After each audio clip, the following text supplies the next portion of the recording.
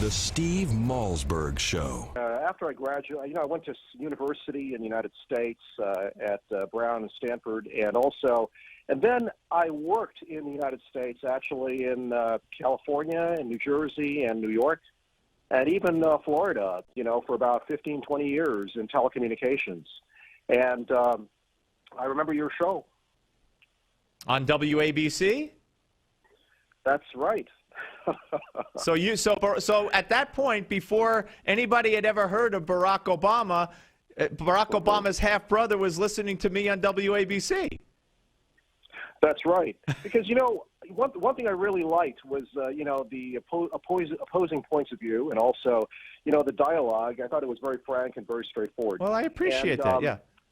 And also came across very clearly, and the commute was pretty long, so it was a pleasure. Well, I appreciate that. That's wild to me. That's really wild. Well, I'm glad to hear that, and nice to talk to you. If you're ever back in the New York area, make sure you give us a call in advance. Or I know one of our Adam has been texting you. I told him that Secret Service is going to bust in here one day and take his phone. But anyway, just let him know that you're coming, and we'll arrange something. But all right, you got a book out. That's nice of you. Well, no, my pleasure. You got a book out, and Cultures is the name of the book. My Odyssey of Self-Discovery. So how did you wind up, from being raised by the same man who was Barack Obama's father, to working to going to school in the States, to working in California, New Jersey, New York, and now you're in China? I mean, explain that kind of like tic-tac-toe on the map. Well, the purpose of the book, Cultures, was really to tell my story, not have other people tell it for me. And it includes a description of the Obama family, and also of my relationship with my brother, and also my personal journey as a mixed-race person across three cultures: Kenya, China, and America. The story actually begins around 50 years ago when Barack Obama Sr. Went to Hawaii as a student and met Stanley Ann Dunham, and shortly after that conceived Barack. A few years later, they divorced, and he met my mother, Ruth Baker, when she was at Harvard University. And shortly after that, they went back to Kenya, where I was conceived. We both have white American mothers. We're both Americans. We're both mixed race. We also we're also born just a few years apart. And we have a lot of similarities and also a lot of differences. Yeah, and you and your brother, the similarities and the differences have been quite pronounced even between the two of you, correct? I mean, you've clashed. Oh yes, that's what brothers do, right, Steve? Yeah, absolutely. I could write a book. But yes, I think one of the things is, I mentioned in the book, the first time I met Barack, which was in 1988, and that was about 20 years ago. And he came unannounced into our house with my sister, Alma. And it was a very powerful meeting. And we had very different views about a couple of things. One was the view of my father. We had radically different notions of my father. And I hated him at that time. And Barack, I think, really admired him. I think Barack admired him. Also, at the same time, I think there was a cultural clash, because I mentioned in my book that I felt that he thought that I was too white, and I thought too white. Black. You said so. He thought you were too white, and you thought he was too black. I felt that he thought. Yes, I felt that he thought I was too white, and I felt that he was too black. And what I meant by that, I was just going to say, meaning what exactly? Yeah, go ahead. Yes. What I meant by that, Steve, is that I think that, he had been raised in white America, and I think he was looking for his African roots as a cultural journey when he came in 1988.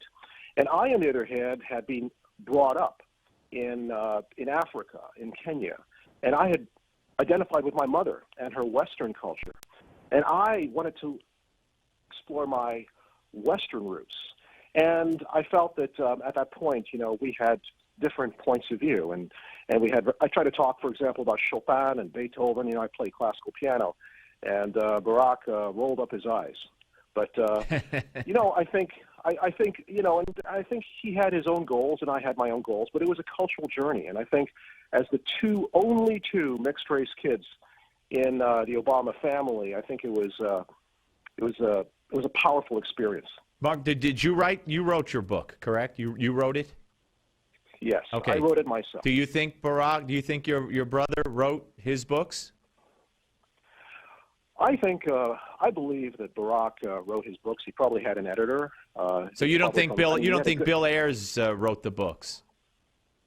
I don't know enough about that. I would say that we Obamas are pretty proud people, and I don't think we'd want someone else to write our books for us. Okay, fair enough. That said, I think there are some points in the book which I tried to correct because I thought there were a number of inaccuracies. And my book has an appendix, which tries to correct some of these. I call it setting the record straight. No, good. I am aware that I was going to bring that up, but I do want to ask you a couple of things. And I want to talk. You say that you believe your brother admired your father. You hated him at the time when you guys got together.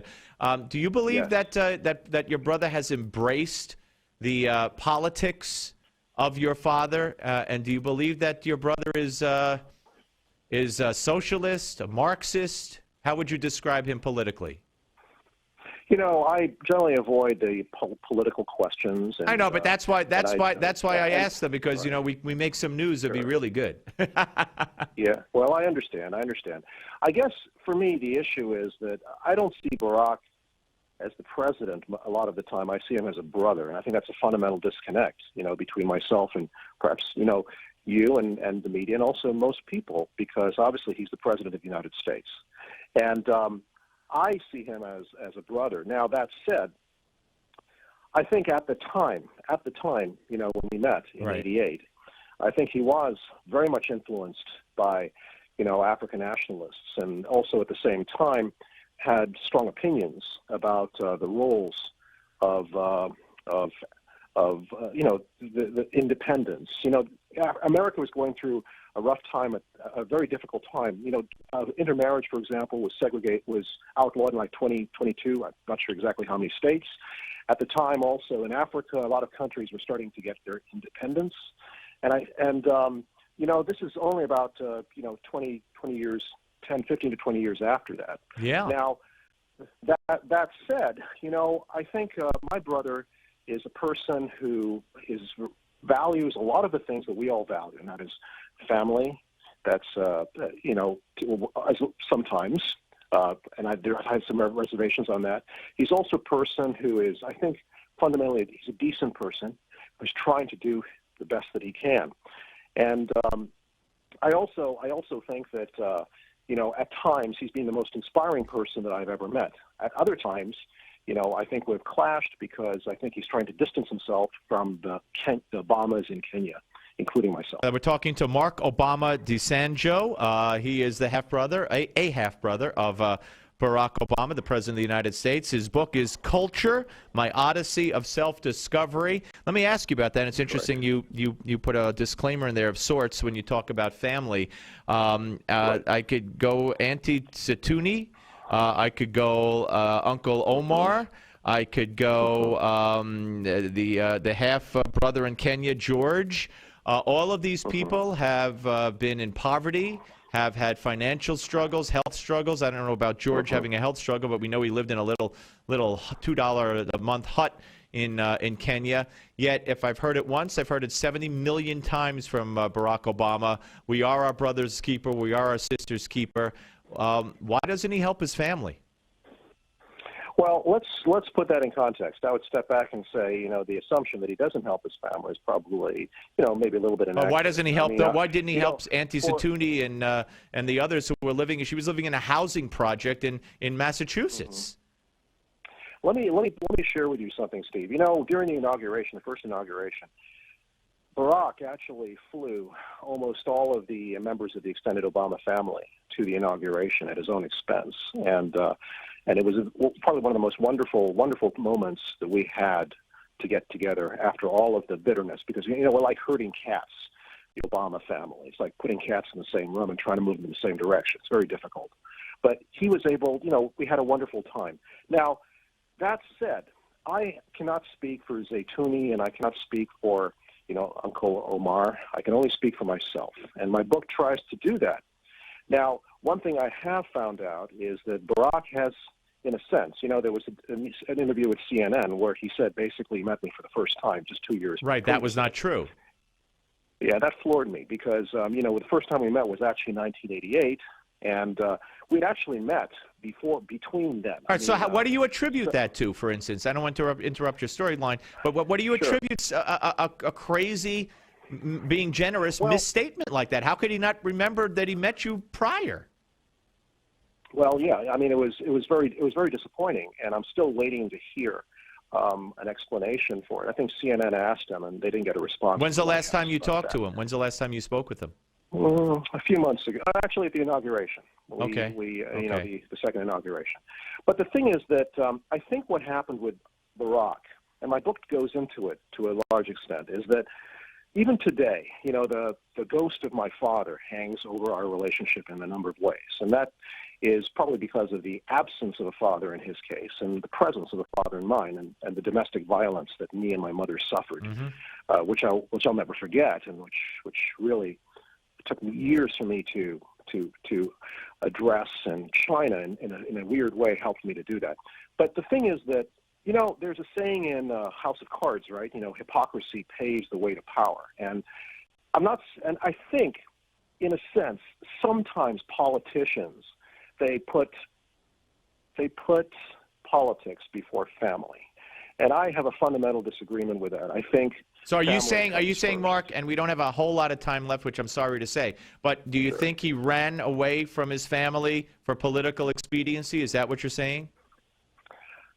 I believe that's the case. I think Barack is extremely sensitive right now to being identified with Kenya and also with the Obama family. And he's also got a small group of advisors, and I don't think that I think it would serve him well to reach out a little bit more. We've had a difficult time over the past few months because Barack does not take criticism lightly. I criticized him about this. All right, folks, that's part one of the interview. We'll have more from Mark Obama Ndesandjo, the half-brother of Barack Obama, who we spoke with the other day. That's why the clothes look different. And more on Obama's relationship with his family, more on what he believes his brother feels about Israel and Jews, and a stunning revelation, at least stunning to me, about Mark Obama Ndesandjo. You'll hear about his religious background. The Steve Malzberg